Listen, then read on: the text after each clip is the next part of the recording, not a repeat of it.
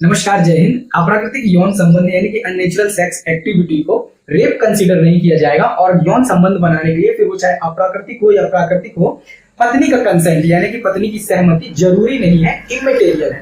ऐसा एक हाईकोर्ट का जजमेंट आया हुआ है। किस हाईकोर्ट ने जजमेंट दिया है, किस मामले में जजमेंट दिया गया है, पूरा इस वीडियो पे जानेंगे। उससे पहले अगर चैनल पर नए हो तो सब्सक्राइब करके नोटिफिकेशन को इनेबल कर लेना। केस और जजमेंट को डिस्कस करने से पहले ये जान लेते हैं कि नेचुरल और अननेचुरल सेक्स एक्टिविटी क्या होती है। ऐसा इसलिए भी जरूरी है क्योंकि जजमेंट में कम से कम 10 बार अननेचुरल सेक्स का जिक्र आया हुआ है, यानी कि ये वर्ड जो है कम से कम 10 बार रिपीट हुआ है।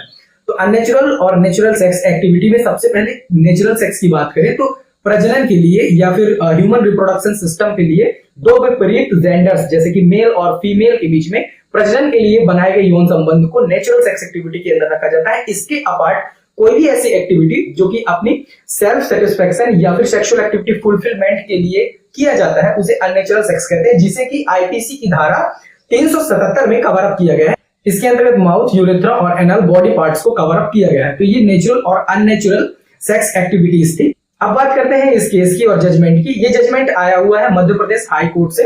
एक्चुअली मामले की शुरुआत ऐसी होती है कि एक पत्नी ने अपने पति के अगेंस्ट में नरसिंहपुर जिले में एक एफआईआर रजिस्टर कराया। एफआईआर 377 और 506 आईपीसी के अंदर रजिस्टर की गई।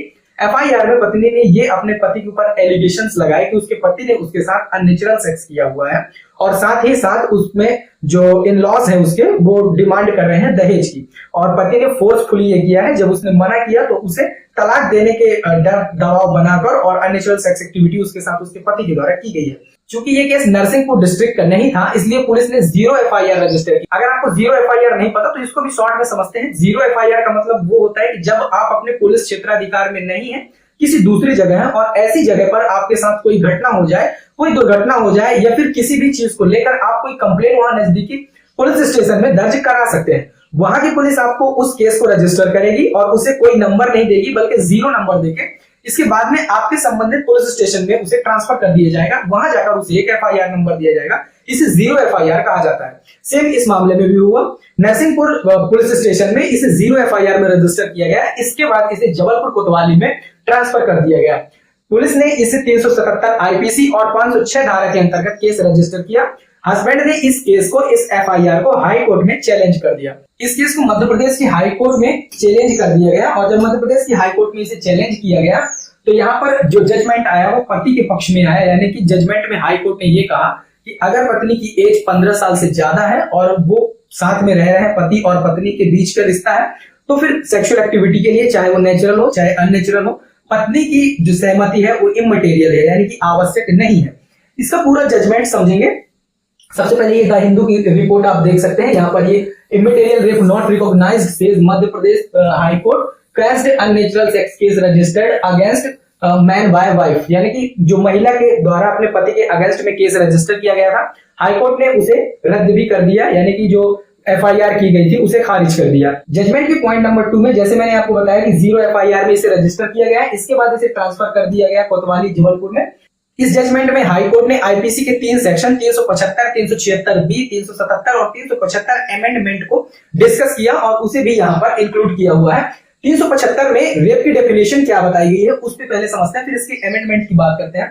यहाँ पर 6 स्टेप्स दिए गए, यानी कि 6 डिस्क्रिप्शन दिए गए हैं। अगर इन्हें किसी आदमी के द्वारा या किसी व्यक्ति, किसी मनुष्य, किसी मैन के द्वारा फुलफिल किया जाता है तो उसे फिर रेप की कैटेगरी में कंसीडर किया जाएगा। Number first, against her will, अगर कोई आदमी किसी महिला से उसकी इच्छा के विरुद्ध सेक्सुअल एक्टिविटी करता है तो फिर उसे रेप कंसीडर किया जाएगा। नंबर 2, विथआउट हर कंसेंट, अगर कोई आदमी किसी महिला से बिना उसकी सहमति से सेक्सुअल एक्टिविटी को करता है तो उसे रेप कंसीडर किया जाएगा। Number 3, with her consent when her consent has been obtained by putting her on any person whom she is interested, यानी कि कोई ऐसा आदमी जो कि उस महिला से संबंधित हो और जिससे उसके अच्छे रिलेशन हो, उस आदमी को खतरा पहुंचाने, मार देने का दबाव बनाकर उस महिला से जब कंसेंट लिया जाए और उसके साथ कोई ऐसी सेक्सुअल एक्टिविटी की जाए तो उसे रेप कंसीडर किया जाएगा। एग्जांपल के तौर पर अगर इसे समझे कि अगर कोई एक्स नाम की महिला है और उसका पी नाम का कोई भाई है या फिर पिता है या फिर कोई भी दोस्त है और एक्स वाई पर्सन के द्वारा ये कहा जाता है कि मैं पी को ये क्षति पहुंचा दूंगा अगर तुमने ऐसा नहीं करने दिया, तो फिर उसे, और ऐसा करके वो एक्स से कंसेंट लेता है सेक्सुअल एक्टिविटीज के लिए, तो फिर उसे रेप कंसीडर किया जाएगा। चौथे नंबर में ये कहा गया है कि अगर कोई महिला शादीशुदा है, अगर कोई आदमी जो कि ये जानता है कि मैं इसका हस्बैंड नहीं हूं, इसका पति नहीं हूं, और महिला को ये पता है कि मेरी इससे शादी हुई है और उस आदमी के द्वारा उसके साथ सेक्सुअल एक्टिविटी की जाती है, तो फिर वहां पर रेप कंसीडर किया जाएगा। एंड फिफ्थ पॉइंट में जब किसी महिला की स्वस्थचित अवस्था ना हो, यानी कि या तो वो नशे की हालत में हो या फिर दिमागी रूप से स्वस्थ ना हो, और ऐसी स्थिति में उसका कंसेंट लेकर सेक्सुअल एक्टिविटी की जाती है किसी आदमी के द्वारा, तो फिर उसे रेप कंसीडर किया जाएगा। एंड सिक्स वन, विथ और without her consent when she is under 16 year, यानी कि जब वो 16 साल से कम की हो और उसकी आपने सहमति ली है या नहीं ली है, इसके बाद आप सेक्सुअल एक्टिविटी करते हैं, तो भी उसे रेप कंसीडर किया जाएगा। यहाँ पर कुछ एक्सेप्शंस हैं, जैसे यहाँ पर आप देख सकते हैं exception, sexual intercourse by a man with his own wife, the wife not being under 15 year of age not consider as a rape. इस एक्सेप्शन और इसके अमेंडमेंट के एक्सेप्शन नंबर 2 के बेस पर ये पूरा जजमेंट दिया गया है, क्योंकि यहाँ पर स्पष्ट रूप से ये कहा गया है कि अगर कोई ऐसी सेक्सुअल एक्टिविटी किसी आदमी के द्वारा अपनी पत्नी के साथ की जाती है जब पत्नी की आयु 15 साल से ज्यादा की हो, यानी 15 साल से कम की ना हो, तो फिर उसे रेप कंसीडर नहीं किया जाएगा। इसी का अमेंडमेंट धारा 375 का है, जिसमें ये यहाँ पर जो 6 पॉइंट है वो वहां पर 7 पॉइंट है, और यहाँ पर जो एज 16 है वहां पर 18 कर दी गई है, उसे भी देखते हैं। तो यहाँ पर आप देख सकते हैं कि अमेंडमेंट है, यहाँ पर first without against her will, without her consent, और ये थर्ड पॉइंट हो गया।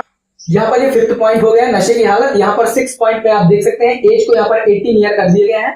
7 पॉइंट में when she is unable to communicate consent, यानी कि कोई महिला अगर कंसेंट करने में, कम्युनिकेट करने में, यानी कि अपनी सहमति व्यक्त करने में सक्षम नहीं है और तब किसी आदमी के द्वारा सेक्सुअल एक्टिविटी की जाती है, तो फिर उसे रेप कंसीडर किया जाएगा।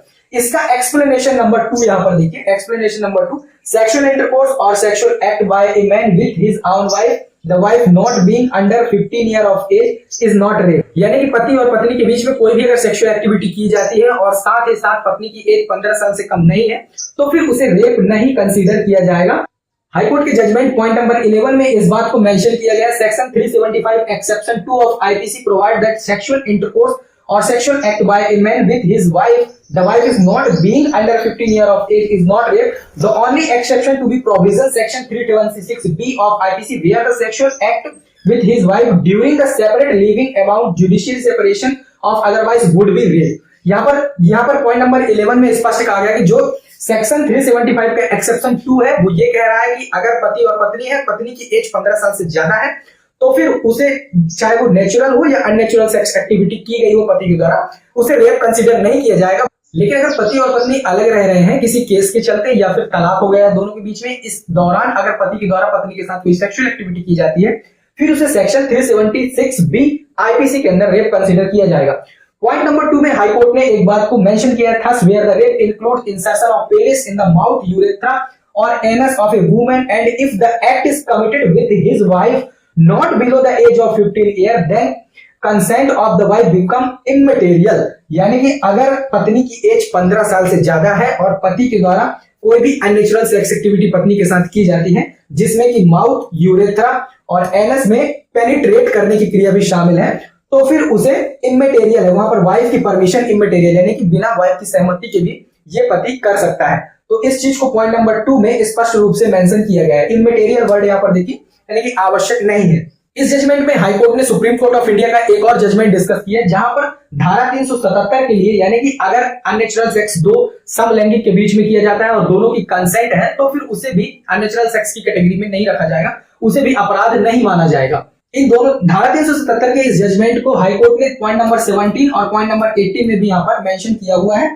नेक्स्ट यहाँ पर पॉइंट नंबर 20 में, पॉइंट नंबर 21 में अकॉर्डिंग टू FIR, यहाँ पर for the reason mentioned above, this court is considered opinion that even if the entire allegation made by respondent number 2, जो कि यहाँ पर पत्नी थी, against the applicant consider their face value is still no offense under the section 377 of IPC would be made, और इसलिए इस FIR को कैंसिल किया जाता है। हाई कोर्ट ने ये कहा कि जो एक्टिविटी की गई है, जो भी रेप की डेफिनेशन दी गई है धारा 375 में और धारा 377 का जो सुप्रीम कोर्ट का जजमेंट भी है, उसके अनुसार पति ने ऐसी कोई एक्टिविटी नहीं की जिसे रेप कंसीडर किया जाए, इसलिए इस FIR को कैस्ट किया जाता है, यानी कि खारिज किया जाता है।